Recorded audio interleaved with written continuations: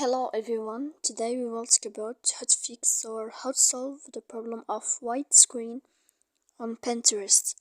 To know how to fix or how to solve white screen on Pinterest app, you will click on settings. In this page you can click on apps, default apps, app settings. On above you can search about Pinterest and you will enter. Then you can click on first stop and you can click OK. Here we'll enter to the window of storage. Then you can click clear cache. In the end you can go to Play Store.